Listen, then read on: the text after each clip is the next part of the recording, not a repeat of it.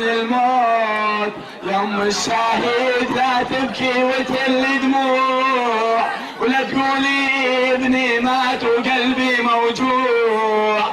ابنك شهيد وخلي راسك مرفوع، والله والله عالجنة رايح يفوق.